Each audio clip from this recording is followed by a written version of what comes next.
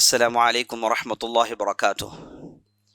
إن الحمد لله نحمده ونستعينه ونستغفره ونعوذ بالله من شرور أنفسنا ومن سيئات أعمالنا.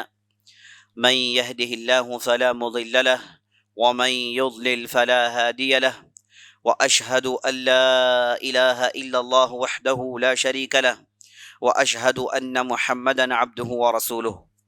وبعد، فقال الله تبارك وتعالى: ولوطا إذ قال لقومه إنكم لتأتون الفاحشة ما سبقكم بها من أحد من العالمين أئنكم لتأتون الرجال وتقطعون السبيل وتأتون في ناديكم المنكر فما كان جواب قومه إلا أن قالوا ائتنا بعذاب الله إن كنت من الصادقين۔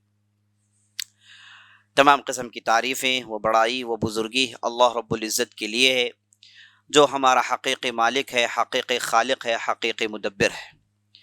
لاکھوں کروڑوں درود و سلام ہو سرور کائنات فخر موجودات احمد مجتبی محمد مصطفیٰ صلی اللہ علیہ وسلم پر، جنہیں اللہ تعالیٰ نے سارے کائنات کے لیے رحمت بنا کر مبعوث کیا۔ میں اللہ رب العزت کی بارگاہ میں دعا کرتا ہوں کہ اللہ تعالیٰ جس طرح ہمیں اس مبارک مجلس میں جمع کیا ہے، اسی طرح ہمیں جنات الفردوس میں جمع کریں، آمین یا رب العالمین۔ اللہ کا احسان و فضل ہے کہ اللہ سبحانہ و تعالیٰ نے ہمیں گزشتہ کی کئی مجلسوں سے ایک بہت ہی سنہرا اور بہت ہی اہمیت والا موضوع اور ٹاپک کے ساتھ جمع کرتے ہوئے آ رہا ہے۔ اللہ کے فضل و کرم سے ہماری گفتگو کا آغاز بہت ساری عقیدے کی باتوں کو لے کر، بہت ساری دین کی بنیادی باتوں کو لے کر شروع ہوئی تھی۔ بعد میں قصص الانبیاء کا سلسلہ شروع ہوا، تو اس میں ہم نے آدم علیہ السلام اور اس کے بعد نوح علیہ السلام، ادریس، ہود، صالح اور ابراہیم علیہ السلام، جس پر ہماری گفتگو گزشتہ کی مجلس بلکہ پیوستہ کی مجلس میں اختتام پذیر ہوئی۔ آج کی اس مجلس میں انشاءاللہ ہم لوط علیہ السلام پر گفتگو کرنے والے ہیں۔ لوط علیہ السلام جن کے تعلق سے قرآن میں سورہ عنکبوت، سورۃ الانبیاء اور سورۃ القمر اور دوسری سورتوں میں اللہ نے تفصیل سے گفتگو کی ہے۔ لوط علیہ السلام، جیسا کہ ہم نے ابراہیم علیہ السلام کی زندگی میں دیکھا تھا کہ وہ ابراہیم علیہ السلام کے بھتیجے تھے۔ ابراہیم علیہ السلام پر جن لوگوں نے ایمان لایا ان میں ایک عورت تھی اور ایک مرد تھا۔ عورت جن کا نام سارہ تھا، جو ابراہیم علیہ السلام کی بیوی ہوا کرتی تھی، اور جو مرد جنہوں نے اسلام قبول کیا وہ تھے لوط علیہ السلام۔ اب جب ابراہیم علیہ السلام اپنی دعوت کی سرگرمیوں کو آگے بڑھا رہے تھے، توحید کے پیغام کو دور دور تک سنا رہے تھے، تو وہاں پر ابراہیم علیہ السلام نے ایسی قوموں کو بھی نہیں بھلایا جہاں پر دعوت اور اصلاح کے کاموں کی ضرورت تھی۔ تو ابراہیم علیہ السلام نے اپنے بھتیجے کو اللہ کے حکم پر ایک علاقے کی طرف بھیجا جس کا نام سدوم ہے، جو آج کل جورڈان اور ڈیڈ سی جہاں ہے اس کے آس پاس یہ علاقے پڑتے ہیں۔ آج بھی علاقے موجود ہیں، اور یہ جو ڈیڈ سی ہے یہ ساری دنیا جانتی ہے۔ اسے ڈیڈ سی اس لیے کہا جاتا ہے کہ اس میں نمک کا مادہ، پانی میں نمک بہت زیادہ ہے، دوسرے پانیوں کے مقابلے میں لگ بھگ دگنا یا پھر چگنا اس کے اندر نمک کا مادہ پایا جاتا ہے۔ اور اسے ڈیڈ سی اس لیے بھی کہتے ہیں کہ یہ اس کے اندر آدمی ڈوبتا نہیں ہے، کیونکہ اس کے اندر جو نمک کا مادہ ہے وہ بہت زیادہ ہونے کی وجہ سے یہ تبدیلیاں رونما ہوتی ہیں۔ بہرحال اس کے آس پاس ایک بستی ہوا کرتی تھی جسے سدوم کہا جاتا تھا۔ وہاں پر ابراہیم علیہ السلام نے لوط علیہ السلام کو بھیجا۔ اب جب لوط علیہ السلام وہاں گئے، معلوم یہ ہوتا ہے کہ لوط علیہ السلام وہاں پر ایک لمبی مدت گزارنے کے بعد دعوت اور اصلاحی سرگرمیوں کا آغاز کیا۔ ایسے معلوم ہوتا ہے کہ لوط علیہ السلام نے اسی قوم سے شادی بھی کی تھی، تو ان کی بیوی اسی قوم سے تھی۔ تو لوط علیہ السلام دیکھتے ہیں کہ اس قوم کے اندر بہت زیادہ برائیاں ہیں. ایسی قوم، ایسی بدماش قوم، ایسی نکما قوم اور گندگی پھیلانے والی قوم جن کے درمیان لوط علیہ السلام رہتے تھے. یہ قوم جہاں ان کے پاس شرک کی برائیاں تھیں وہاں پر ڈھیر ساری برائیاں تھیں. اللہ نے قرآن میں ارشاد فرمایا وَلُوطًا إِذْ قَالَ لِقَوْمِهِ إِنَّكُمْ لَتَأْتُونَ الْفَاحِشَةَ مَا سَبَقَكُمْ بِهَا مِنْ أَحَدٍ مِنَ الْعَالَمِينَ أَإِنَّكُمْ لَتَأْتُونَ الرِّجَالَ وَتَقْطَعُونَ السَّبِيلَ وَتَأْتُونَ فِي نَادِيكُمُ الْمُنْكَرَ. اللہ کہتا ہے ہم نے لوط علیہ السلام کو بھیجا اور لوط علیہ السلام نے ان کے قوم والوں کو دیکھ کر کہا اے قوم والو تم ایک ایسی گندی حرکت کرتے ہو، ایک ایسی گندی حرکت میں پڑے ہوئے ہو، ایک ایسا فاحشہ کرتے ہو اس سے پہلے دنیا میں کسی نے نہیں کیا تھا، اس قسم کی برائی میں پڑے ہوئے ہو. اور لوط علیہ السلام نے قوم والوں کی برائی گنوائی، کہا انکم لتأتون الرجال، نعوذ باللہ، تم ایک ایسی برائی میں ملوث ہو جسے آج ہومو سیکشوالٹی کہتے ہیں. اس کے لیے صحیح لفظ سیکشول اب نارملٹی کہنا چاہیے. اس جیسے ایک گھناؤنی بدترین حرکت اور بدترین برائی میں پڑے ہوئے ہو. لتأتون الرجال وتقطعون السبیل، اور تم راستے کے لٹیرے ہو. ان کی جو بستی تھی وہاں پر ڈھیر سارے بازار ہوتے تھے، تجارت کی منڈیاں ہوتی تھی، یہاں پر چاروں طرف سے لوگ آتے تھے. لیکن یہ قوم والے جہاں اللہ نے ان پر ایسی نعمتوں کو نچھاور کیا تھا انہوں نے ان نعمتوں کی ناقدری کی اور انہوں نے یہاں پر لوٹ ماف کا کام عام کر دیا. یہ قافلوں کو لوٹتے تھے، لوٹ ماف اور دوسروں کے پیسوں کو چرانا ان کے ہاں عام تھا. وَتَقْطَعُونَ السَّبِيلَ وَتَأْتُونَ فِي نَادِيكُمُ الْمُنْكَرَ، اور یہ برملا ڈنکے کی چوٹ میں لوگوں کے سامنے عیاناً بیاناً یہ ہر قسم کی برائیاں کرتے تھے، ہر قسم کی برائیاں کرتے تھے. اور برائیوں میں کیا ہے؟ یہ جو فاحشہ حرکت ہے یہ بھی علل اعلان کرتے تھے. اور اس کے علاوہ ان کے اندر خیر کا مادہ اتنا کم ہو گیا، اتنا کم ہو گیا کہ انہیں برائی برائی نظر نہیں آئی، بے حیائی بے حیائی نظر نہیں آئی، فحاشی فحاشی نظر نہیں آئی، بلکہ برائیوں میں انہیں مزہ آنے لگا، بلکہ برائیوں میں انہیں یہ محسوس ہونے لگا کہ یہ فخر کر بیٹھے کہ یہ کام ہم ہی کر سکتے ہیں. نعوذ باللہ. جب کوئی بھی قوم اس مرحلے کو پہنچ جاتی ہے تو یاد رکھ لیجئے اس کے بعد ان کے ساتھ بہت ہی برا ہونے والا ہوتا ہے. تو لوط علیہ السلام نے اس قوم کی 3 بڑی بڑی برائیوں کو گنوایا. پہلے سے شرک میں ڈوبے ہوئے تھے، وہ شرک سے بچانے کے لیے، توحید کی طرف بلانے کے لیے لوط علیہ السلام نے اپنی پوری زندگی لگا دی. اس کے علاوہ ان لوگوں کے پاس یہ 3 بڑی بڑی برائیاں تھیں جنہیں لوط علیہ السلام نے گنوایا. اور اس کے بعد لوط علیہ السلام نے کہا کہ باز آ جاؤ، چھوڑ دو ان برائیوں کو. ہاں تم اس مرحلے کو پہنچ گئے ہو جہاں برائیاں تمہارے لیے آسان اور بالکل سستی ہو گئی ہیں، لیکن ابھی بھی رجوع کرو گے، ابھی بھی توبہ کرو گے تو اللہ سبحانہ و تعالیٰ تمہیں معاف کر کے تمہیں صاف کر دے گا. ابھی موقع ہے رجوع کرنے کے لیے. تو لوط علیہ السلام نے قوم والوں کو اجاگر کیا، قوم والوں کو اکسایا کہ وہ خیر کی طرف آئیں. لیکن قوم والے تھے کیا؟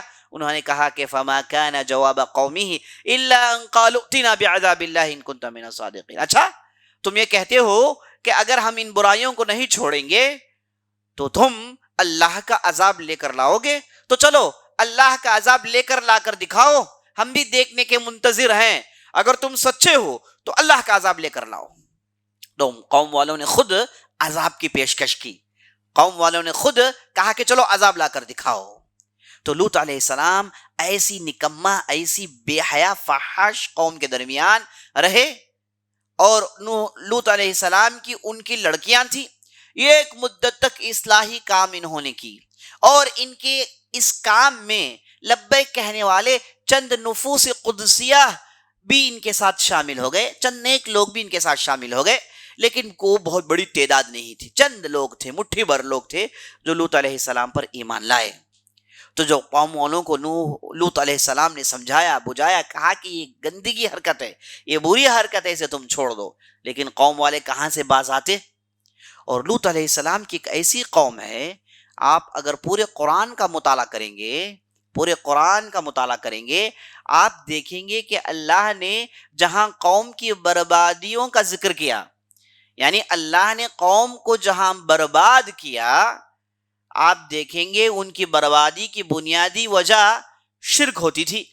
اللہ نے نوح کی قوم کو برباد کیا، صالح، ہود، ان کی قوموں کو اللہ نے برباد کیا۔ ان کی بنیادی غلطی، گھناؤنی غلطی یہ تھی کہ وہ شرک میں ڈوبے ہوئے تھے۔ آپ قرآن میں قوموں کی بربادی اور اس کے اسباب کا مطالعہ کریں گے تو آپ کو نظر آئے گا کہ شرک ہی ایک واحد چیز تھی جس کی وجہ سے اللہ نے انہیں برباد کیا۔ ان قوموں کے درمیان لوط علیہ السلام کی ایک انوکھی قوم ہے۔ اللہ نے جب ان کی بربادی کا ذکر کیا، ساتھ یہ کہا کہ ان کی بربادی کی وجہ نہ کہ صرف شرک ہے، بلکہ ان کی بربادی کی وجہ یہ برائیاں ہیں جو یہ کرتے ہیں۔ تو سے معلوم ہوا کہ اللہ کے عذاب صرف نافرمانی شرک کے باب میں کرنے کی وجہ سے، یعنی شرک کرنے کی وجہ سے ہی اللہ کے عذاب نہیں آتے، بلکہ اللہ کے عذاب برائیاں عام ہونے پر بھی آتی ہیں۔ برائیاں اگر عام ہو جائے تو اس پر بھی اللہ سبحانہ و تعالی بندوں کا مؤاخذہ اور بندوں کو پکڑتا ہے۔ تو اسے اچھی طریقے سے جان لینا چاہیے۔ کوئی بھی قوم یہ نہیں کہہ سکتی کہ ہم تو مسلمان ہیں، ہم تو توحید کے علمبردار ہیں، ہم تو سنت کی پیروی کرنے والے ہیں، تو پھر ہم پر عذابیں کیوں آتی ہیں؟ تو لوط علیہ السلام کی اس قوم سے عبرت ہمیں یہ معلوم ہوتی ہے کہ اللہ سبحانہ و تعالی قوموں کو عذابیں ان پر بھیجتا ہے اگر ان کے پاس برائیاں زیادہ ہو جائے۔ تو برائیاں کبھی بھی زیادہ ہو جاتی ہیں تو اللہ سبحانہ و تعالی عذابیں بھیجتا ہے۔ اگر انڈیویجول طور پر، انفرادی طور پر ایک فرد کے اندر بھی برائیاں بڑھ جائیں تو اللہ سبحانہ و تعالیٰ اس فرد کو عذاب دیتا ہے تاکہ وہ اس برائیوں سے باہر آ جائے۔ اسی لیے کہا جاتا ہے اگر کسی بندے کو مصیبت آئے تو دو میں سے ایک وجہ ہے، تیسری وجہ نہیں۔ پہلی وجہ یہ ہے کہ اللہ سبحانہ و تعالیٰ نے اسے اس کی گناہوں کی سزا دنیا میں دے دی ہے، اور نمبر دو، اللہ سبحانہ و تعالیٰ اس آدمی کو عذاب میں اس لیے ڈالا تاکہ اس کے درجات کو بلند کریں۔ یا تو پھر عذاب، مصیبت آتی ہے ایک آدمی کو اس کی گناہوں کو یاد دلانے کے لیے، یا تو پھر مصیبت آتی ہے اس کے درجات کو بلند کرنے کے لیے۔ یہ جو دوسرا سسٹم ہے، یہ دوسرا جو قسم ہے، یہ مومنین اور صالحین کے ساتھ ہوتا ہے۔ نیک لوگ ہیں اس کے باوجود مصیبت میں پڑے ہوئے ہیں، اچھے لوگ ہیں، نمازی ہیں، توحید کے علمبردار ہیں، اس کے باوجود پریشانیوں پر پریشانیاں آ رہی ہیں۔ تو یاد کر لینا چاہیے یہاں اللہ سبحانہ و تعالیٰ درجات کو بلند کرنا چاہتا ہے، قیامت کے دن ان کے لیے بہترین بدلہ دینا چاہتا ہے، دنیا میں ان کے گناہوں کو معاف کرنا چاہتا ہے، انہیں قیامت کے دن جب کھڑا کریں صاف و شفاف کھڑا کرنا چاہتا ہے۔ یہ مقصد ہوتا ہے۔ اگر کسی نے دیکھا کہ اس کے پاس برائیاں ہیں تو اسے یقیناً جان لینا چاہیے کہ یہ جو عذاب، پریشانیاں جو مجھے آئی ہیں، یہ غلطی کی وجہ سے، یہ گناہ کی وجہ سے جس میں پڑا ہوا ہوں۔ تو عذاب انڈیویجول طور پہ آتے ہیں جب برائیاں زیادہ ہو جاتی ہیں، اور عذاب اجتماعی طور پر قوموں پر بھی آتے ہیں جب پوری قوم برائیوں میں پڑ جاتی ہے۔ آج ہم دنیا میں دیکھتے ہیں مختلف عذابیں ہیں، کبھی بارش حد سے زیادہ کہ بستیاں ڈوب جاتی ہیں، کبھی گرمی اتنی زیادہ، اتنی تپش کہ لوگوں کے چمڑیاں جھلس جاتی ہیں، پریشان ہو جاتے ہیں، ہے نا۔ کبھی ایسا سکاڑ آتا ہے کہ لوگ پانی کے لیے مر جاتے ہیں، کبھی ایسی بارش ہوتی ہے کہ لوگ پانی میں ڈوب کر مر جاتے ہیں۔ یہ جو ہم دنیا میں مختلف عذابیں دیکھتے ہیں عزیز ساتھیوں، اس کے پیچھے بندوں کی غلطیاں، بندوں کے گناہوں کی زیادتی ہے۔ تو اللہ سبحانہ و تعالیٰ نے قوم لوط کو برباد اس لیے کیا کہ ان کے پاس شرک کے ساتھ ساتھ ایسی گندی حرکتیں میں ہوتی تھی جنہیں ہم جنس پرستی کہا جاتا ہے، اس قسم کی برائی میں وہ ملوث تھے، تو اللہ نے انہیں پکڑا۔ تو جب لوط علیہ السلام نے اس قوم والوں کو بلایا لیکن قوم والے ماننے کو تیار نہیں، مثالیں دے رہے ہیں، اللہ کے عذاب سے ڈرا رہے ہیں، لیکن قوم والے شیطان کے نرغے میں ایسے پھنسے ہوئے تھے کہ اب نکلنے کا کوئی چارہ نہیں۔ تو اس کے بعد لوط علیہ السلام نے ان پر بددعا بھیجی، کہا کہ اے اللہ، یہ لوگ عذاب مانگ رہے ہیں، لہٰذا تو ان پر عذاب بھیج دے۔ تو اللہ سبحانہ و تعالیٰ نے لوط علیہ السلام کی دعا قبول کی اور اللہ نے 3 فرشتوں کو بھیجا لوط علیہ السلام پر عذاب لانے کے لیے. ایک تھے جبرائیل علیہ السلام اور میکائیل علیہ السلام اور اسرافیل علیہ السلام. یہ اللہ سبحانہ و تعالیٰ کے بڑے بزرگ اور بالا فرشتے تھے جنہیں اللہ سبحانہ و تعالیٰ نے قوم لوط کو برباد کرنے کے لیے بھیجا. لیکن اللہ سبحانہ و تعالیٰ نے ملائکہ کو حکم دیا کہ قوم لوط کے پاس جانے سے پہلے ابراہیم علیہ السلام سے گزر جانا. تو یہ قوم والے ابراہیم علیہ السلام کے پاس آتے ہیں اور ابراہیم علیہ السلام انہیں انسان سمجھ کر ان کی ضیافت کا انتظام کرتے ہیں. ان کے لیے ایک بچڑا ذبح کر کے اس کی بوٹیوں کو بطور خدمت پیش کرتے ہیں.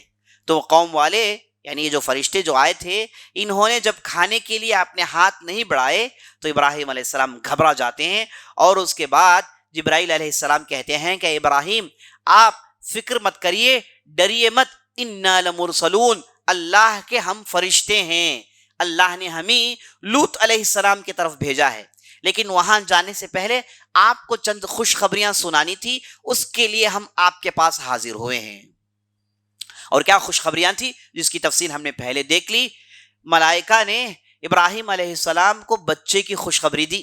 86 سال کے بعد 86 ایئرز کے بعد ابراہیم علیہ السلام کو ان کے ہاں ایک بچہ پیدا ہوتا ہے. ان کی بیوی جن کا نام سارا تھا، ان کے بطن سے اللہ سبحانہ و تعالیٰ نے ایک بچے کو پیدا کیا جن کا نام اسحاق رکھا گیا تھا. اور اسحاق کے بعد یعقوب آئیں گے، وہ بھی خوشخبری وہاں پر سنا دی گئی. تو ابراہیم علیہ السلام کو جب یہ خوشخبریاں سنا دی گئیں تو ابراہیم علیہ السلام نے، قرآن کہتا ہے وَيُجَادِلُنَا فِي قَوْمِ لُوط، ابراہیم علیہ السلام اٹھے اور اٹھ کر قوم لوط کے تعلق سے ملائکہ سے جھگڑنے لگے. کہا کہ اتنی جلدی عذاب کیوں عذاب لے کر جا رہے ہو؟ انہیں اور مہلت دو، قوم توبہ کر لے گی. وہاں پر نیک لوگ ہیں، لوط ہیں، لوط کے خاندان والے ہیں، اور لوط پر جو لوگ ایمان لائے ہیں وہ بھی وہیں پر ہیں. آپ لہٰذا عذاب لانے جلدی مت کرو. تو قرآن کہتا ہے یجادلنا، ہم سے جھگڑنے لگا ابراہیم. اور اس کے بعد اللہ نے کہا ابراہیم انتہائی نرم دل، انتہائی اللہ سے ڈرنے والا، انتہائی توبہ کرنے والا آدمی تھا. یعنی اتنی نرمی دیکھیے، اتنا اخلاق دیکھیے کہ قوم والوں کے لیے معلوم ہے کہ قوم والے کیسے ہیں. وقتاً فوقتاً لوط علیہ السلام سے ابراہیم علیہ السلام کے پاس رپورٹ آیا کرتے ہیں کہ قوم کیسی ترقی کر رہی ہے، کیسے ڈیولپ کر رہی ہے، ایمانی حالات کیا ہیں. یہ پوری تفصیل ابراہیم کے یہاں آتی تھی. ابراہیم علیہ السلام جانتے تھے کہ قوم لوط کس قسم کی برائی میں ملوث ہے. تو ابراہیم علیہ السلام نے یہاں پر کہا ملائکہ سے کہ نہیں، انہیں اور مہلت دینی چاہیے. تو جب انہوں نے خوب جھگڑا، قرآن کہتا ہے یا ابراہیم اعرض عن هذا، اے ابراہیم اب آپ چھوڑ دیجئے، یہ اللہ کا فیصلہ ہو گیا ہے، اب آپ چھوڑ دیجئے. اللہ نے فرشتے بربادی کے لیے بھیج دیے ہیں، اب ان پر عذاب آنا ہی آنا ہے، کوئی عذاب سے بچا نہیں سکتا، یہ اللہ کا فیصلہ ہے. تو جب ملائکہ نے کہا کہ یہ اللہ کا فیصلہ ہے تو ابراہیم علیہ السلام سراپا اتباع کے مجسم ہو جاتے ہیں. کہا کہ اب ہمارے لیے کوئی دوسری رائے نہیں، اگر یہ اللہ کا فیصلہ ہے تو یہ فیصلہ ہونا ہی ہے. وہاں سے فرشتے نکلتے ہیں، اب سیدھے قوم لوط کی طرف رخ ہے اور قوم لوط کے پاس جاتے ہیں اور وہاں پر لوط علیہ السلام سے ان کی ملاقات ہوتی ہے. اور جب یہ فرشتے آئے تو وہ رات کا وقت تھا اور لوط علیہ السلام جانتے ہیں کہ اس قوم کی حالت کیا ہے. اور یہ جو مہمان آئے ہیں جن کے چہرے انتہائی حسین اور منور ہیں، کپڑے بڑے صاف و شفاف ہیں، ایسے قسم کے لوگ یہ قوم والوں کو ورغلائیں گے، یہ شہوت پر اور اتر آئیں گے اور غلطی کرنے کے لیے آگے بڑھیں گے. تو لوط علیہ السلام نے ضروری سمجھا کہ رات میں جائیں، ان کا استقبال کریں، انہیں ویلکم کریں اور لے کر گھر لا لیا جائے تاکہ قوم والوں کی برائیوں سے یہ بچ جائیں. تو لوط علیہ السلام آگے بڑھتے ہیں، فرشتوں کو ان کا استقبال کرتے ہیں. لوط علیہ السلام کو ایسے معلوم ہوتا ہے کہ انہیں بتا دیا گیا تھا کہ یہ فرشتے ہیں، ہے نا. ایسا بھی ممکن ہے کہ انہیں معلوم نہیں تھا کہ فرشتے ہیں، بعد میں انہیں معلوم ہو گیا کہ یہ اللہ کے فرشتے ہیں. بہرحال کیسی بھی صورت ہو، یہ آگے بڑھ کے ان تینوں کو لے کر اپنے گھر میں داخل ہوتے ہیں. تو یہ پوری قوم والے گھر کے دروازے پر آ جاتے ہیں اور دروازے کو پیٹنے لگتے ہیں، دروازے کو توڑنے کی کوشش کرتے ہیں تاکہ ان نوجوانوں کو، ان مہمانوں کو اپنے لیے حاصل کر لیں. تو آپ تصور کر سکتے ہیں قوم کس حد تک برائی میں ڈوب گئی تھی، برائی کا ان کا کیا لیول ہو گیا تھا، بڑی آسانی سے آپ تصور کر سکتے ہیں۔ مہمان آئے، نبی کے گھر جا رہے ہیں اور نبی انہیں بچانے کی کوشش کر رہا ہے، دروازہ بند کر رہا ہے، یہ دروازہ توڑ کر ان مہمانوں کو حاصل کرنے کی کوشش کر رہے ہیں، تو یہ اخلاقی معیار سے اتنے گھڑ گئے، اتنے گر گئے اور اتنے منحط ہو گئے کہ اب ان پر اللہ کا عذاب آنا ہی آنا تھا۔ اور بعض اہل علم کہتے ہیں کہ لوط علیہ السلام دروازے پر رک کر ان لوگوں کو دھکا مار رہے تھے اور ساتھ ساتھ کہہ رہے تھے کہ اے قوم والو، یہ تمہیں کیا ہو گیا ہے، کیا کر رہے ہو، کیا کر رہے ہو، ہا اولائی بناتی ہن اطہر لکم، قربان جائیں اس رسول پر، یہ قوم کی برائیوں کو دور کرنے کے لیے، قوم کی اصلاح کے لیے کیا کچھ کہہ رہا ہے۔ کیا کہہ رہے ہیں؟ کہتے ہیں کہ اے قوم والو، یہ میری لڑکیاں ہیں، انہیں لے لو، ان سے شادی کر لو، ان سے تمہاری ضروریات کو پوری کر لو، تمہارے خواہشات کو پوری کر لو، ایسی ہرگز حرکت مت کرو۔ الیس منکم رجل رشید، تم میں سے کوئی سمجھدار آدمی نہیں ہے، کوئی با اخلاق آدمی نہیں ہے، ایسے کیسے تم ہو گئے ہو؟ تو لوط علیہ السلام وہاں پر انہیں دھکیل رہے تھے اور ساتھ ساتھ ایک بات بول رہے تھے۔ قرآن کی آیتوں کا جب ہم مطالعہ کرتے ہیں، ان آیتوں میں لوط علیہ السلام کی دل کی نرمی اور لوط علیہ السلام کی دل کی گدازگی، یعنی کس حد تک وہ غمگین ہو گئے تھے، ان کا دل کس حد تک غم میں ڈوب گیا تھا، انہیں آپ بڑی اچھی طرح محسوس کر سکتے ہیں۔ ان الفاظ میں اللہ نے الیس منکم رجل رشید ہا اولائی بناتہن اطہر لکم، یہ میری بیٹیاں ہیں، وہ تمہارے لیے زیادہ پاکیزہ ہیں، وہ تمہارے لیے زیادہ پاکیزہ ہیں، انہیں لے لیں، تم میں کوئی سمجھدار نہیں۔ تو لوط علیہ السلام چیخ رہے ہیں اور غمگین ہو رہے ہیں، ایسے لگ رہا ہے کہ لوط علیہ السلام وہاں پر رو رہے تھے قوم کی اس حالت کو دیکھ کر۔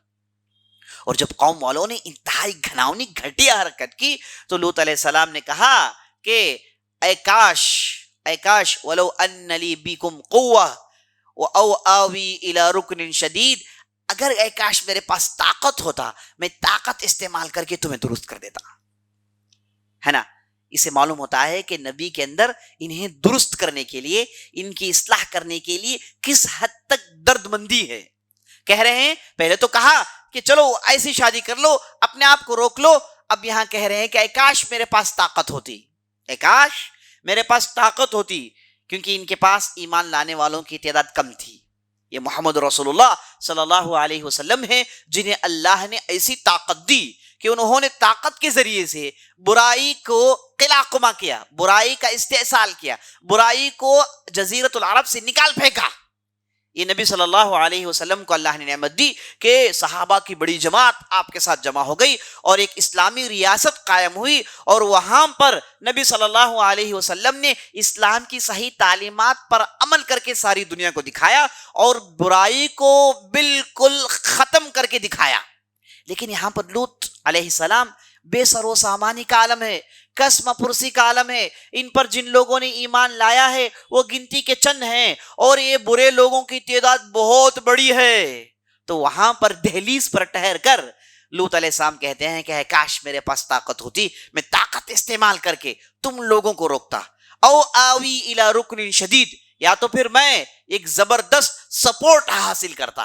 مفسرین نے یہاں پر رکن شدید کی تفسیر مختلف باتیں بتائی، لیکن سب سے مشہور اور سب سے معروف بات یہ ہے کہ یہاں پر لوط علیہ السلام یہ کہنا چاہ رہے ہیں کہ اگر میرے پاس کوئی میرے ہم نواؤں کی ایک جماعت ہوتی، میرے صحابہ کی ایک بہت بڑی ٹولی ہوتی، انہیں لے کر میں تمہیں روکنے کی کوشش کرتا۔ دوسرے مفسرین نے کہا کہ یہاں پر رکن شدید سے مراد لوط علیہ السلام یہ کہہ رہے ہیں کہ یہ قوم والوں سے تو میں بیزار ہو گیا، اب میں اللہ کی طرف رجوع کرنا چاہتا ہوں، اب میں اللہ کے پاس بالکل اپنے آپ کو سپرد کرنا چاہتا ہوں اور اللہ ہی کا ہو کر رہنا چاہتا ہوں، اب یہ قوم والوں کی ذمہ داری لینے کے لیے میں تیار نہیں ہوں۔ ایک معنی آتا ہے، تو بہرحال دونوں معنی یہاں پر فکس ہوتے ہیں۔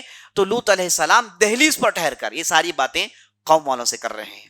تو جب لوط علیہ السلام اس حد تک گھل گئے، اس حد تک پگھل گئے، اس حد تک نرمی اور اس حد تک غمگین ہو گئے، تو وہاں پر جبرائیل علیہ السلام نے لوط علیہ السلام سے کہا کہ اے لوط فکر مت کریں، ہم تو اللہ کے رسول ہیں، ہم تو اللہ کے ملائکہ ہیں، ہمارا یہ بال بھی بھاگا نہیں کر سکتے، ہے نا، یہ ہمیں کچھ بھی نقصان پہنچا نہیں سکتے، اب بے فکر رہو۔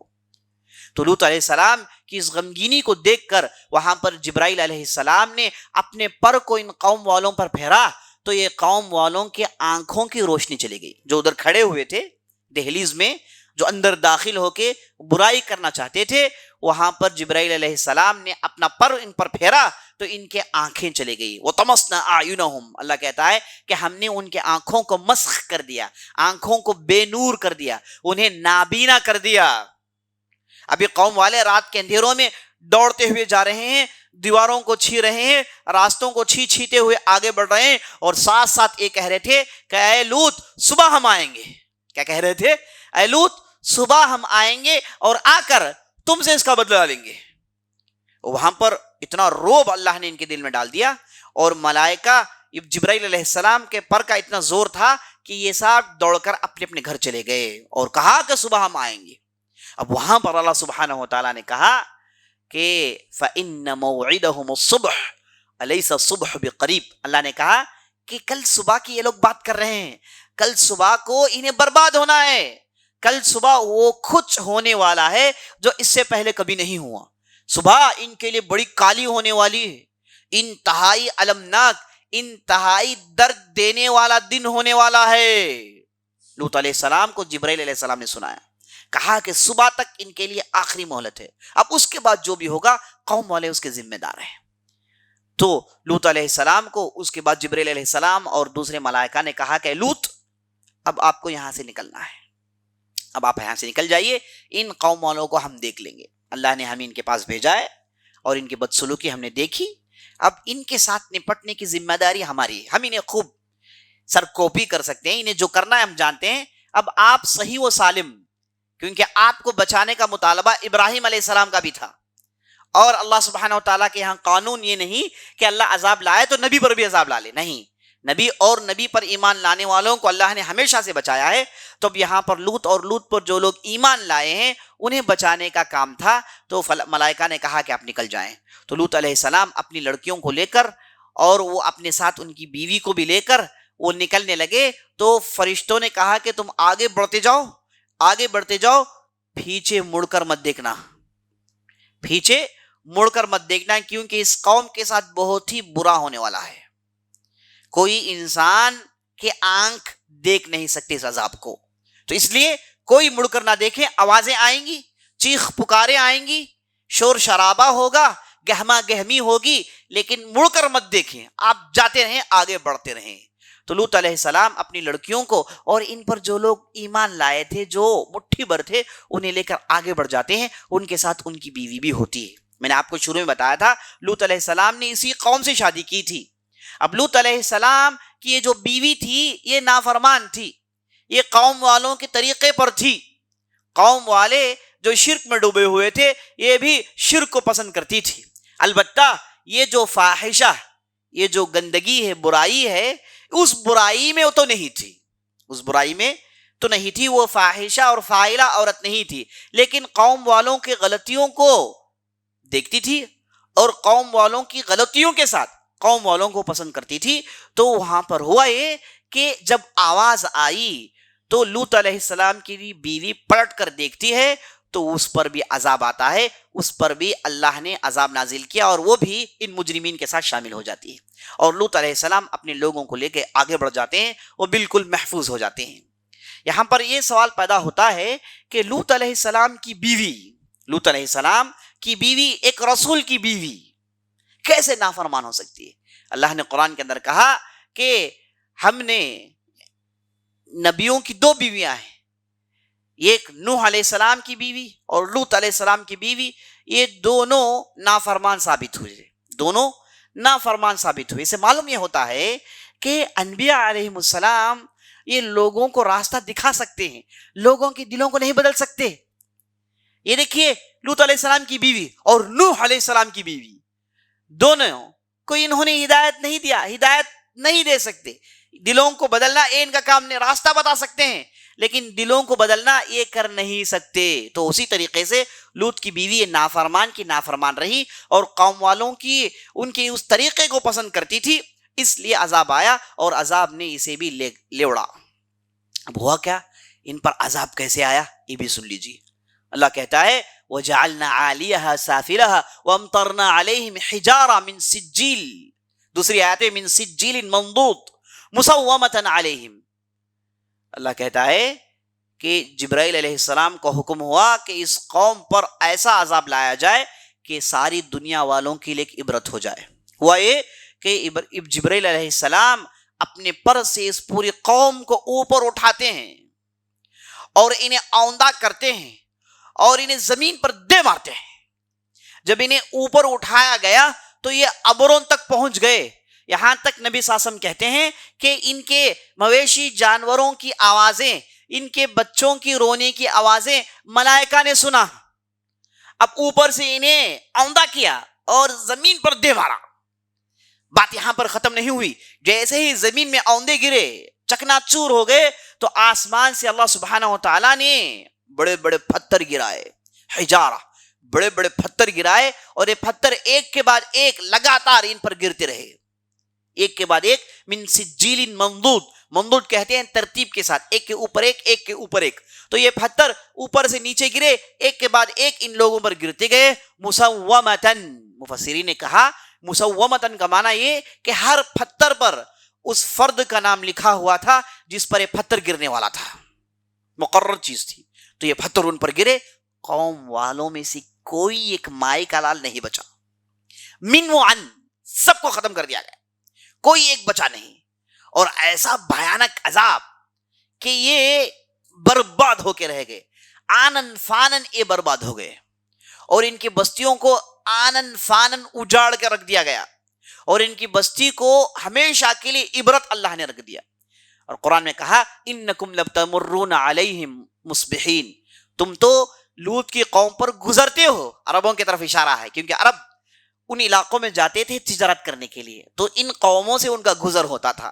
تو اللہ نے کہا کہ تمہارے سامنے انہیں ہم نے عبرت آموز حرکت کی وجہ سے انہیں عبرت والا بنا دیا.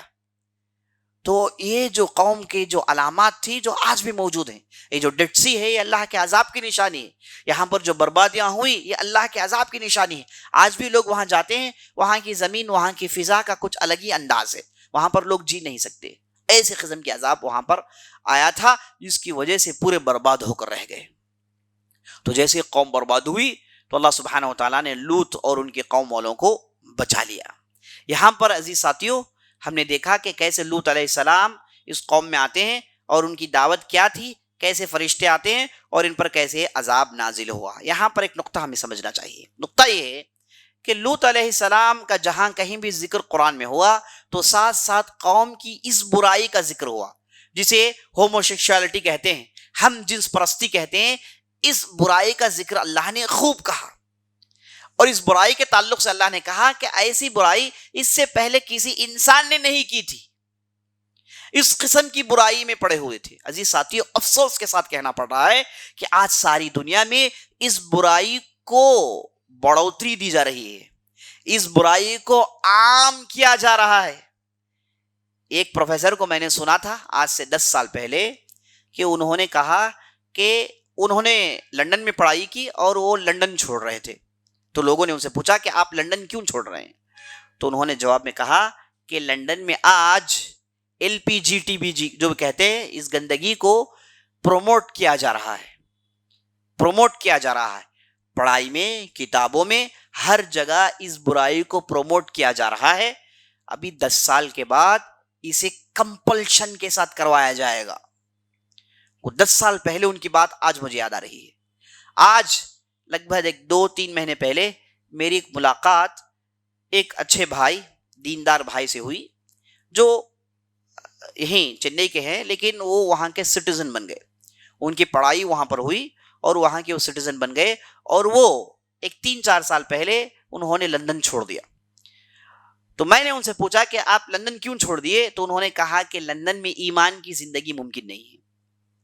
ایک دوسرے ساتھی ہیں ہمارے جو جرمنی میں رہتے تھے، انہوں نے کہا کہ میں جرمنی عنقریب چھوڑنے والا ہوں. تو میں نے پوچھا کہ کیا ہے؟ کہا کہ اس برائی کو کمپلشن کے ساتھ کروایا جا رہا ہے. اس برائی جسے ہوموسیکشوالٹی کہتے ہیں، ہوموسیکشوالٹی ایسی برائی ہے جس میں ایک مرد دوسرے مرد سے وہ کچھ حاصل کرنے کی کوشش کرتا ہے جو ایک عورت سے اسے حاصل ہوتی ہے. تو اسے ہوموسیکشوالٹی کی برائی کہتے ہیں، نعوذ باللہ. اسے اتنا زیادہ پروموٹ کیا جا رہا ہے ہندوستان میں، اسے تو جو ہے لیگلائز کر دیا گیا ہے، اور ساری دنیا میں یہ کہا جاتا ہے کہ ایسے لوگوں کو برا مت کہو، اس میں کیا برائی ہے، نعوذ باللہ. دیکھیے انسانیت کیسے ننگے پن کے مرحلے کو پہنچ گئی ہے. اللہ حفاظت فرمائے. یہ برائی بڑی تیزی سے پھیل رہی ہے، ساری دنیا میں پھیل رہی ہے، اور اس سے پھیلایا جا رہا ہے. اس کے پیچھے پوری کوشش کی جا رہی ہے. اللہ سے دعا کریں کہ اللہ سبحانہ وتعالیٰ ایسی چیزوں سے ہمیں بچائے. یہ جو برائی ہے یہ جانور بھی نہیں کرتے. جانور بھی مرد عورت سے اپنے ضروریات پورا کرتا ہے، نر مادہ سے اپنی ضروریات پوری کرتا ہے. یہ جانور بھی گندی حرکت نہیں کرتے. لیکن افسوس کہ جانور سے بھی بدتر ہو گئے ہیں آج کے یہ لوگ جو ایسی قسم کی حرکت کرتے ہیں اور برملا سڑکوں میں اترتے ہیں اور کہتے ہیں کہ ہمیں اس کا فل رائٹ ہے کہ ایک مرد سے شادی کریں، نعوذ باللہ، ایک عورت سے شادی کریں. کوئی آدمی ان پر ایک ازدراء کا نظر ڈالے گا، یعنی حقیر نظر ان پر ڈالے گا، تو یہ لوگ اس پر کیس کرتے ہیں. آج UK، US اور یورپ دنیا میں یہ کوئی گندگی ہے ہی نہیں. علل اعلان ڈنکے کی چوٹ میں مرد سے شادی کرتا ہے، عورت سے شادی کرتی ہے، جبکہ قرآن نے کہا کہ یہ انتہائی بدترین حرکت ہے جس کی وجہ سے پوری قوم لوط برباد کر دی گئی. اور نبی صلی اللہ علیہ وسلم نے حدیث میں ارشاد فرمایا اذا وجدتموہم فقتلوا الفاعل والمفعول به. اگر تم نے کسی کو یہ گندی حرکت کرتے ہوئے دیکھا تو جو کر رہا ہے اور جس کے ساتھ کیا جا رہا ہے دونوں کو قتل کر دیا جائے، دونوں کو قتل کر دیا جائے، کیونکہ یہ برائی بڑی تیزی سے پھیلنے والی ہے. اب لوگ اس برائی کو برائی کہنے کے لیے تیار نہیں ہیں، بلکہ یہ کوئی ایک عام چیز ہے، اسے کرنے میں کوئی دقت نہیں، یہ تصور دیا جا رہا ہے. تو عزیز ساتھیوں، ہمیں جان لینا چاہیے کہ جن چیزوں کو اللہ نے حرام قرار دیا اس میں انسانیت کے لیے خیر نہیں ہے. اگر فرض کر لیجئے ان لوگوں نے جو کہا کہ یہ ہماری پرسنل رائے ہے، یہ ہماری جو ہے رائے ہے، کوئی ہمیں ان رائے سے روک نہیں سکتا، اگر اس پر عمل کیا جائے انسانیت کی نسل ختم ہو جائے گی، نسل آگے نہیں بڑھے گی. کوئی اگر شادی نہیں کرے تو بچے کہاں سے ہوں گے، نسلیں برباد ہو جائیں گی.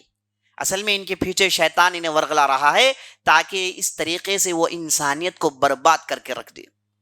اور کئی ڈاکٹرز نے بڑی تفصیل کے ساتھ اس پر بحث کرنے کے بعد کہا کہ جو آدمی اس برائی میں ملوث ہوتا ہے اس آدمی کی سائیکالوجی بدترین ہو جاتی ہے، وہ سوسائڈ کرنے کے لیے بڑی تیزی سے تیار ہو جاتا ہے، اور وہ اس کی طبیعت جھگڑالو بن جاتی ہے.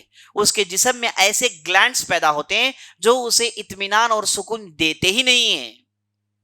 نعوذ باللہ، یہ برائی بڑی تیزی سے پھیل رہی ہے، اور اس کی پھیلنے کی وجہ دو ہیں. پھیلنے کی وجہ دو ہیں. ایک کہ ایک آدمی جیسے کوئی بھی ایک دوسری برائی ہے جسے وہ کرنا چاہتا ہے، نعوذ باللہ، جیسے شراب ہے، جیسے زنا ہے، ایسے بعض لوگوں کے اندر یہ لاشعوری طور پر یہ خواہش پیدا ہو جاتی ہے. یہ لوگ ان چیزوں کو کرتے ہوئے گھومتے ہیں جو کہ اللہ کی طرف سے ایک آزمائش تھی. بعض لوگوں کے اندر یہ شعور ہوتا ہے، یہ خواہش ہوتی ہے، یہ اللہ کی طرف سے آزمائش ہے.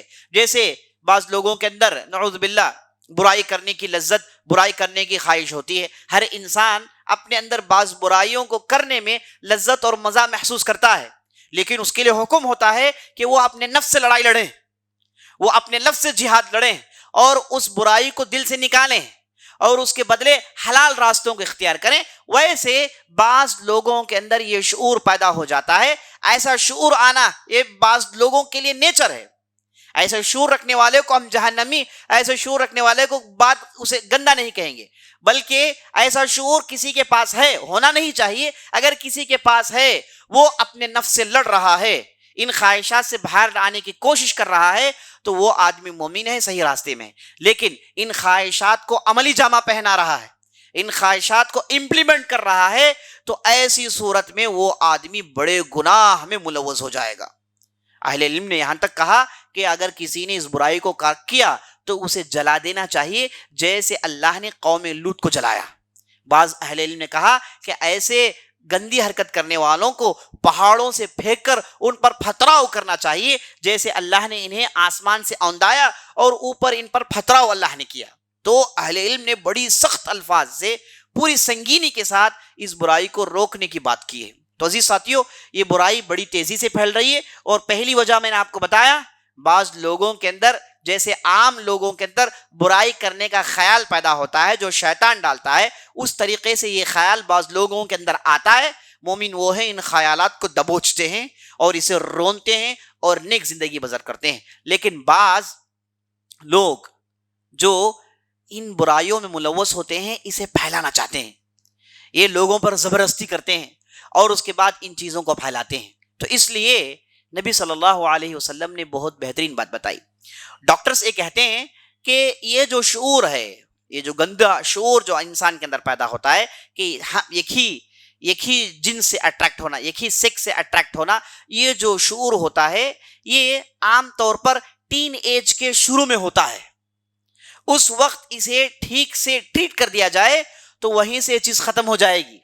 بعض لوگ ٹین ایج کے شروع میں بعض ان سے غلطیاں ہو جاتی ہیں جو زندگی بھر ان سے چھٹتی نہیں، اور آج نعوذ باللہ یہ گیجٹ کا زمانہ آیا ہے، اس میں ہر قسم کی گندگی ہے، اور بعض لوگ جو اپنے آنکھوں کو قابو نہیں کرتے، ہر چیز کو دیکھتے ہیں، ایسی چیزوں کو دیکھتے ہیں، نعوذ باللہ ان چیزوں میں پڑ جاتے ہیں۔ اس لیے ایسی چیزوں کو دیکھنے سے پرہیز کرنا چاہیے، ایسی چیزوں سے نظریں دور کرنی چاہیے، اور یہ ایسی بری بلا ہے دیکھنے کے ساتھ آدمی کے اندر پیدا ہونا شروع ہو جاتی ہے۔ اور بعض لوگ کہتے ہیں کہ دیکھنے میں کیا ہے، لیکن جان لینا چاہیے کہ دیکھنے سے ہی آغاز ہوتا ہے۔ قل للمؤمنین یغضوا من ابصارهم ويحفظوا فروجهم، اے نبی صلی اللہ علیہ وسلم آپ مومنین سے کہہ دیں کہ اپنی نظریں نیچی کریں اور اپنی شرمگاہوں کی حفاظت کریں۔ نظریں نیچی کرنے سے شرمگاہوں کی حفاظت ہوتی ہے۔ نظر اور شرمگاہ یہ ریلیٹڈ ہیں، آدمی اپنی نظر کو قابو کرے تو اس کی شرمگاہ قابو میں رہے گی۔ اگر وہ نظروں کو کھلے میدان میں چرنے چھوڑ دیں تو نعوذ باللہ اس سے وہ برائیاں ہوں گی جس کا وہ خود تصور نہیں کر سکتا۔ تو یہ جو گندا، یہ جو گیجٹس کا یہ جو رواج عام ہو گیا ہے آج ہمارے زمانے میں، جو ہم دیکھتے ہیں کہ اس سے بعض لوگوں کے اندر ایسے خیالات پیدا ہوتے ہیں، تو ان چیزوں سے آدمی کو پرہیز کرنا چاہیے، ان چیزوں سے آدمی کو اپنے آپ کو نکالنا چاہیے، توبہ استغفار کرنا چاہیے۔ اور وہ جیسے لوط علیہ السلام نے پہلے ہی سولوشن دے دیا۔ آج کے کئی ایکسپرٹس، ڈاکٹرز اس کو لے کر لمبی گفتگو کر کے اسے سولوشنز نکالنے کی کوشش کرتے ہیں، اور بعض لوگ دوران تحقیق یہ کہتے ہیں جن کے پاس دین نہیں ہوتا، جیسے ہم یورپ کنٹریز اور امریکن میں دیکھتے ہیں، بعض ان کے ہاں جو تصور ہے وہ یہ ہے کہ اسے غلطی کو غلطی نہ کہا جائے، اسے عام کر دیا جائے تاکہ سب اس پر ملوث ہو جائے، نعوذ باللہ۔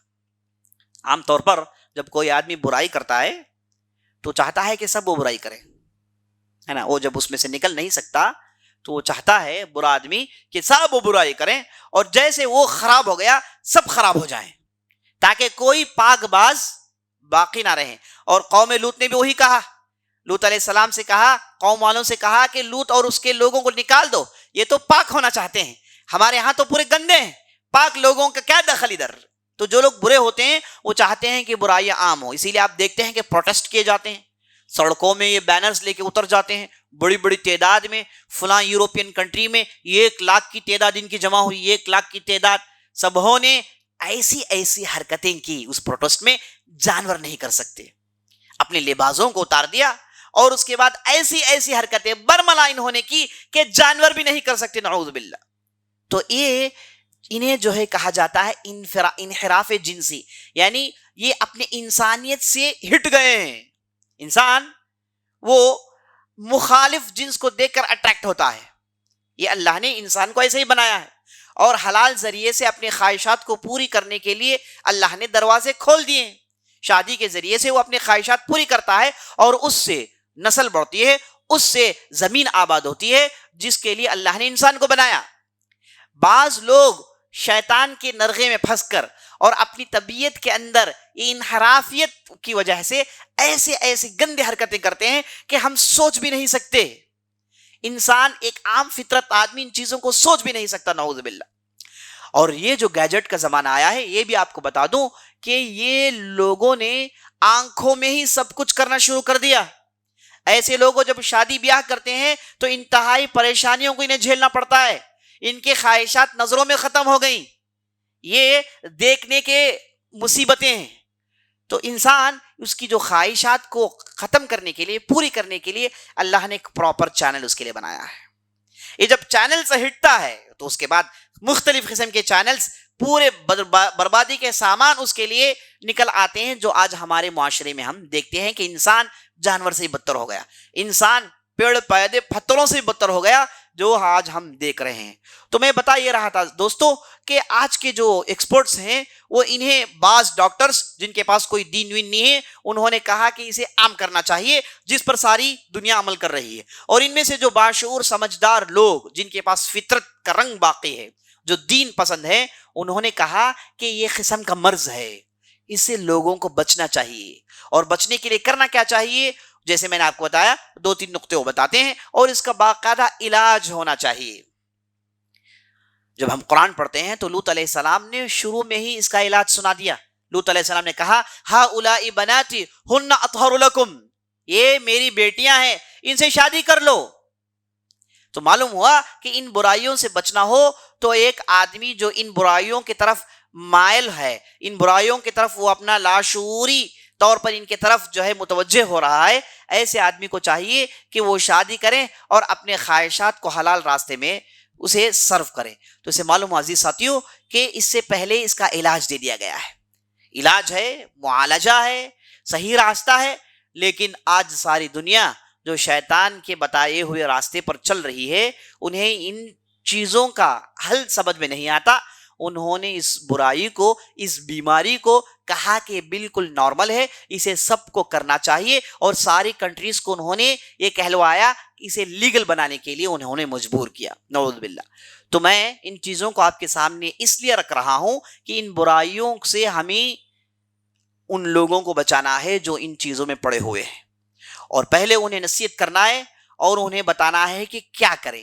علاج مختصر یہ ہے کہ آدمی اپنے آنکھوں کی حفاظت کریں، ایسے شعور کو اپنے دل سے نکالنے کی کوشش کریں، اور حلال راستے میں شادی کریں. اب یہاں پر یہ بھی نقطہ آپ سمجھ لیجئے، بعض لوگوں کے اندر بیماری ہوتی ہے.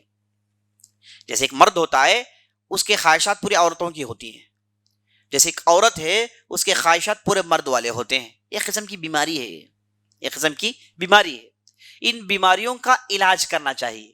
لیکن آج کے لوگوں نے کہا کہ علاج کوئی نہیں، وہ اصل میں عورت ہے، وہ جائیں آپریشن کرے، اپنے آپ کو عورت بنا لے. نعوذ باللہ، یہ عام ہو گیا ہے نا. آپ خود ہمارے علاقے میں ہم دیکھتے ہیں کہ کیسے مرد ہے، سج کر سور کر ٹھن کر نکلتا ہے باہر، نعوذ باللہ، ہے نا. تو یہاں پر عزیز ساتھیوں باقاعدہ ایک پروگرام کے تحت اسے آگے بڑھایا جا رہا ہے نا.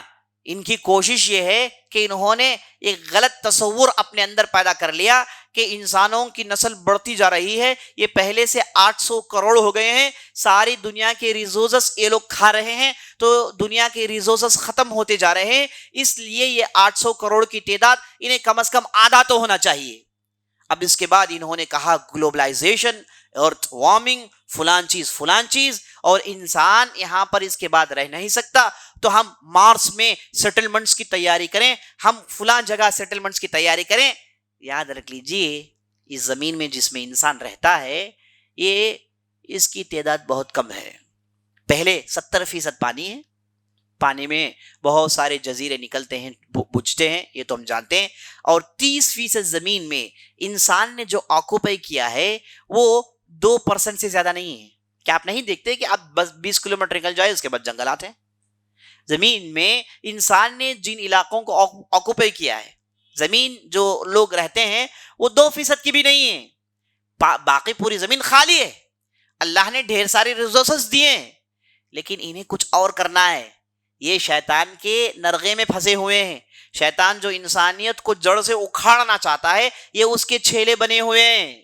اور یہ اس کے بتائے ہوئے راستے پر چلتے ہیں تو نئے نئے کانسیپٹس لا کے لوگوں کو یہ ماننے پر مجبور کر رہے ہیں کہ اب زمین رہنے کے قابل نہیں ہے، یہاں پر ہم لوگوں کی تعداد حد سے زیادہ بڑھ گئی ہے، تو یہاں پر چند لوگوں کو مرنا ہی مرنا ہے، اب آگے نسل کو نہیں بڑھنی ہے۔ اگر مرد عورت سے شادی کرے گا، اپنا خاندان بنائے گا تو بچے ہوں گے، نسل اور بڑھتی جائے گی، تو مرد مرد شادی کر لے نعوذ باللہ، عورت عورت شادی کر لے نعوذ باللہ، تو یہ نسل آگے نہیں بڑھے گی۔ یہ ان کا پروپیگنڈا ہے، یہ ایسے ہی آگے نہیں بڑھا رہے ہیں، یہ ایسے ہی لوگوں کو مجبور نہیں کر رہے ہیں، بلکہ اس کے پیچھے یہ بہت بڑا ایک گھناؤنا کام کرنا چاہتے ہیں جس کی بنیاد پر پوری انسانیت ختم ہونے والی ہے۔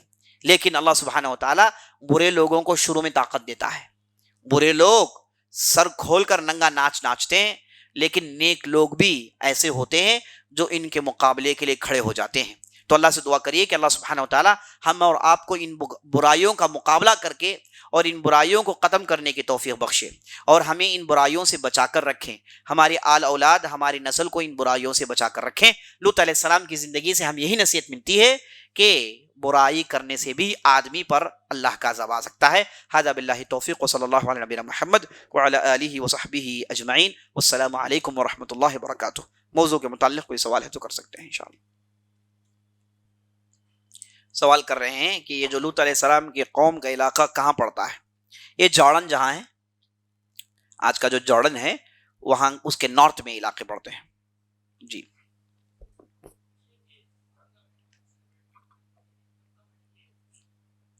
سوال کر رہے ہیں کہ محرم کا مہینہ یہ غم کا مہینہ ہے کہ یا خوشی کا مہینہ ہے؟ یاد رکھ لیجئے، اسلام میں غم کا دن، غم کا وارم، غم کا مہینہ، غم کا کوئی تصور نہیں ہے۔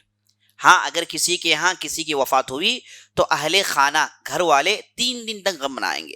اگر کوئی بیوی ہے تو وہ عدت پوری کرے گی، عدت میں زیب و زینت نہیں کرے گی، لیکن ماتم منانا، اپنے آپ کو پیٹنا، ایک خاص رنگ کے کپڑے پہن لینا، غم کا اظہار کرنا، ہمیشہ غم کی بات کرتے رہنا، روتے پلاتے رہنا، یہ اسلامی تصور ہے ہی نہیں، اسلامی تصور بالکل ہے ہی نہیں۔ اسلام پازیٹیو ریلیجن ہے، اسلام خوش رہنے والوں کا ریلیجن ہے نا۔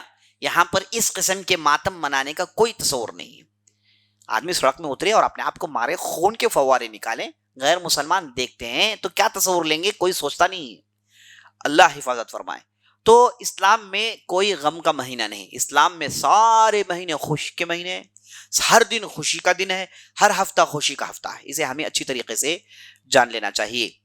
ہاں اس مہینے میں 9، 10 یا پھر 11، 10، 11 کے روزے رکھتے ہیں، ہے نا، عاشورہ کے روزے رکھتے ہیں، وہ رکھنا آپ صلی اللہ علیہ وسلم کی سنت سے ثابت ہے۔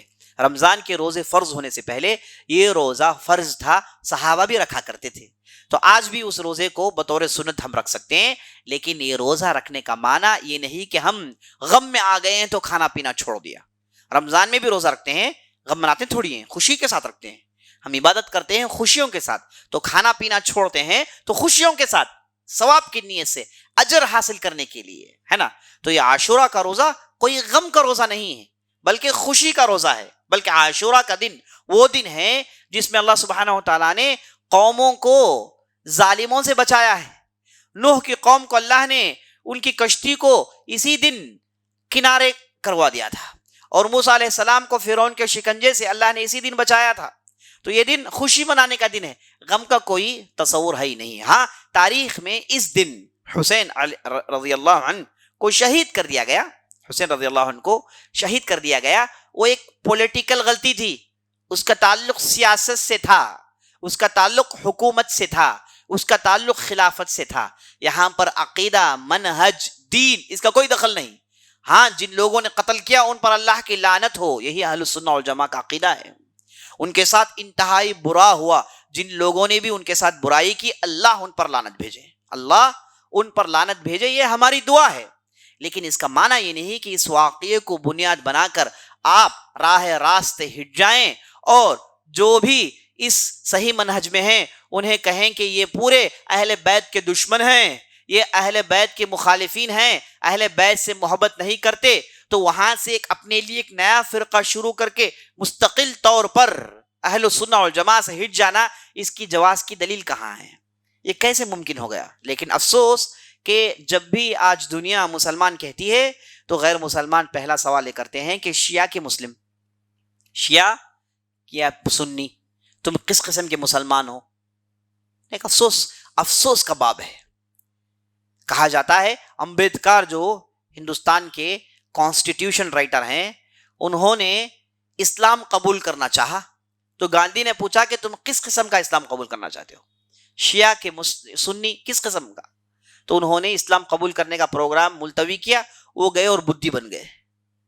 تو یہ فرقہ جب سے وجود میں آیا اسلام کو نقصان ہی نقصان ہوا ہے۔ یہ قربان جائیں اسلام کی تعلیمات کہ وہ اب تک کھڑا ہوا ہے، اگر کوئی دوسرا مذہب ہوتا تو کب کا ختم ہو جاتا۔ اتنے سارے فرقے ہونے کے باوجود حق کی بات محفوظ ہے، اللہ اکبر۔ اتنے سارے باطل لوگوں کے درمیان حق بولنے والے ہمیشہ رہے ہیں، یہ اللہ کی خاص حفاظت ہے۔ تو یہ جو مہینہ ہے اس میں خوشی منانے کا مہینہ ہے، روزہ رکھتے ہیں تو بھی خوشی سے رکھتے ہیں، ہاں جو تاریخ میں ہوا سو ہوا، اس کے لیے ماتم منانا، اس کے لیے آج تک اس کی یاد ہی میں پڑے رہنا اور تمام ساری دنیا کو اہل بیت کا دشمن کہنا، یہ عقل کو سمجھ میں آنے والی بات ہرگز نہیں ہے۔ واللہ عالم۔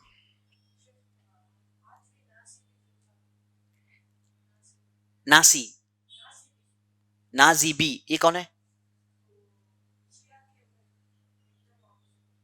ہاں ناصبی، ہاں سوال کر رہے ہیں کہ ناصبی ایک فرقہ ہے جو شیعہ کے بالکل برخلاف، وہ اہل بیت سے دشمنی کرتا ہے، ایک فرقہ ہے۔ تو کیا وہ فرقہ آج بھی موجود ہے؟ ہاں، یہ پورا فرقے کے نام سے تو موجود نہیں ہے، فرقے کے افکار موجود ہے، یہ فرقے کی سوچ ہے جو اہل بیت سے دشمنی کرتے ہیں، اس قسم کے بعض لوگ موجود ہیں۔ لیکن ہم اہل السنہ والجماعہ کا عقیدہ یہ ہے کہ اہل بیت پر ایمان لانا، اہل بیت سے محبت کرنا، یہ ہمارے ایمان کا حصہ ہے۔ اہل بیت کا احترام کرنا یہ ہمارے ایمان کا حصہ ہے۔ جب ہم نے کہا تو اس کا معنی یہ نہیں کہ ہم غلو کر کر ہی ان سے محبت کریں گے، ہے نا۔ اہل بیت کا آدمی چاہے وہ کسی بھی زبان بولنے والا ہو، کسی بھی جو ہے رہنے والا ہو، اگر وہ اہل بیت ہے تو وہ ہمارے نظر میں احترام کا حامل ہے، عزت کا وہ حقدار ہے۔ اس کا معنی یہ نہیں کہ اہل بیت جو ہیں وہ گمراہ ہوتے ہی نہیں، ایسا ہو سکتا ہے، اہل بیت آدمی گمراہ ہو، ایسا ہو سکتا ہے نا۔ کوئی ایک فرد غلط راستے میں چلے جائے، کوئی ایک فرد گمراہ ہو جائے، ایسا ہونا ممکن ہے، لیکن ایز اے ہول اہل البیت پر ہمارا جو ہے ہمارے تعلقات ہیں، ہمیں احترام کی نیت سے ہمیں ان دیکھتے ہیں۔ واللہ اعلم۔ ٹھیک ہے، مجلس ختم کر لیں گے۔ سبحانک اللہم وبحمدک، اشہد ان لا الہ الا انت، استغفرک واتوب الیک۔